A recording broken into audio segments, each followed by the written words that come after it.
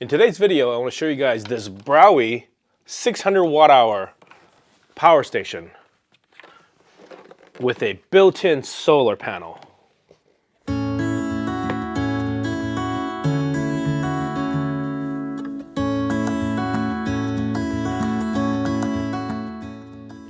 What's up everybody, my name is Dan, welcome to Freely Roaming. If you're new around here, you'll find videos about tips and tricks on full-time vehicle-based traveling. Whether it is van life, overlanding, or RVing, we've spent thousands of nights while camping in our travels. So you'll find videos on how to thrive while living off the grid.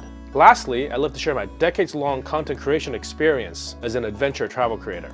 Our family has been doing exactly that since 2008, and we started this channel to share with you all that we've learned during that time. If you're interested, you can find our travel vlog channel at youtube.com/mollymish. So I've reviewed a lot of power stations on this channel. In my personal opinion, it has changed the way we travel. Always having electrical power ready on hand has been a critical part of our life on the road.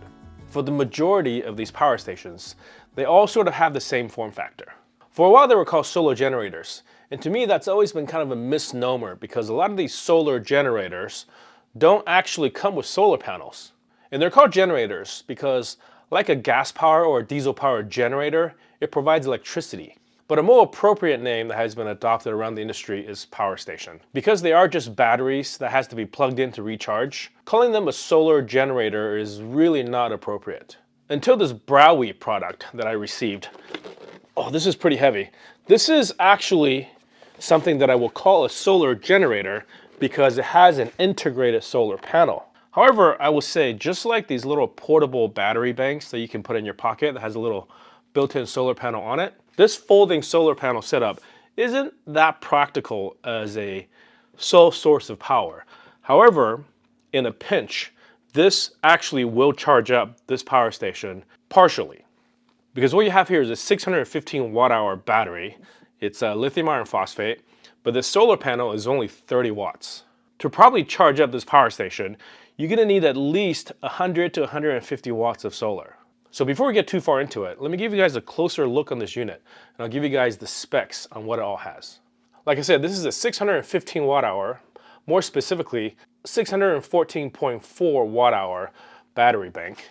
It is lithium iron phosphate, rated up to 3,500 cycles with 80% capacity after those cycles. Has a total power output of 700 watts. And that is split between the DC output and the AC output.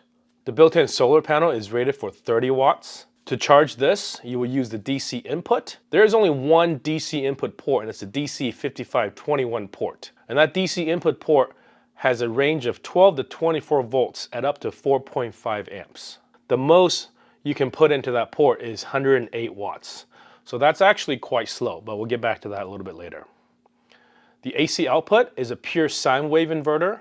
It's 110 volt at 60 hertz, and it's rated for 600 watts constant with a 1200 watt peak. The car output plug has a 12 volt output at 10 amps, so that can output at 120 watts max. There's also two DC 5525 ports. Note that this is a different size plug than the DC input, which is the 5521. Those two DC output ports, barrel ports, can output 12 volts and 10 amps max, and that is combined. There is also a USB-C output port with power delivery at 65 watts. There are a couple of USB-A ports that is Quick Charge 3.0 compatible that can output at 18 watts. The operating charge temperature for this power station is 32 degrees Fahrenheit on the low end and 113 Fahrenheit on the high end. While its discharge temperature, it is 14 degrees Fahrenheit on the low end and the same 113 Fahrenheit on the high end. The dimensions are 17.2 inches by 13.3 by 5.6, and it weighs in at 23 pounds. So I actually really like this form factor. Like I said earlier in the video, I'm getting a little bit tired of the same form factor, and in fact, if you're going to store a battery station away, a cube shape is kind of an awkward shape to be able to store into a vehicle. So this one with kind of a suitcase shape, I actually kind of like, but because it's a suitcase shape, there's a couple things that I don't like about it. Being this form factor helps that it has a bigger surface area on the side for this folding 30 watt solar panel. However, all the output ports are on one side, the narrow side, and then on the opposite side you have vents for air to flow through, which is probably good for ventilation and cooling. However, the space where you have all the outputs in the LCD display is pretty small. 2 USB-A outputs, 1 USB-C, and it's not bidirectional. And it has 2 barrel ports for output, 1 barrel port for input, and only has 1 AC outlet for the sine wave inverter and only 1 DC outlet. So as far as being able to charge a bunch of stuff at the same time, this one just doesn't really compare to some of the other power stations. And the other downside of this, I feel like the display is pretty small compared to some of these other ones that I've seen. But what it makes up for is it makes up for its ruggedness. It is easy to carry, it is rugged, it's splash proof, it has really good capacity for the size, and it has my preferred chemistry, which is lithium iron phosphate. And it also has pass-through charging. It has true pass-through charging, but it does not have UPS mode, which means when you plug it in to charge, you're not getting the AC power to come out of your AC outlet. You're always using the inverter for your AC power. So with all those pros and cons out of the way, let's put this power station through its paces and see what it's made of.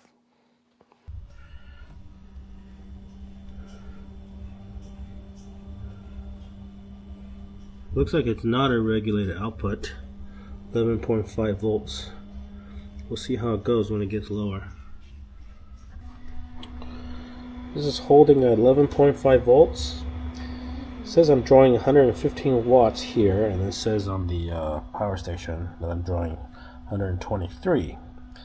So there's probably about a little less than 10% of inefficiency here. So if this is to be believed, we're going to come out at probably 10% less than the rated capacity. See what happens. 11.5 volts though, that's not changed, so hopefully this is a regulated output, just low. 4 hours and 39 minutes, and we got 535 watt hours. I didn't catch it when it stopped, so I don't know what the voltage was, but I'll charge it up a little bit and see if it's at 11.5. But yeah, that's about what I expected. Like 15% less than the rated capacity. It's supposed to be 614, I think. So we got 80 watt hours shy of what it's supposed to be.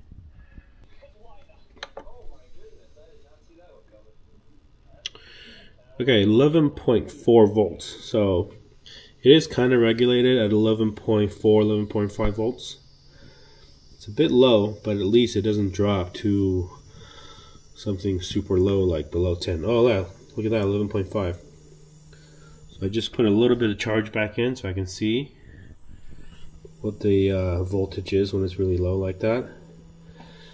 And yeah, this is so 87% of our rated capacity. Got a couple computers and a fan plugged into this now. It's drawing 172 watts through the AC outlet. I'm using this to monitor its kilowatt hour usage. See how much it gets. 5.5 hours in, we've only done 476 watt hours. But this is flashing like it's gonna die soon. So we'll see how much we get out. Might be less than the DC draw. Capacity test is done. Let's see what we got by plugging it in.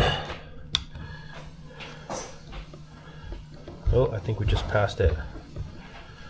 536 watt hours.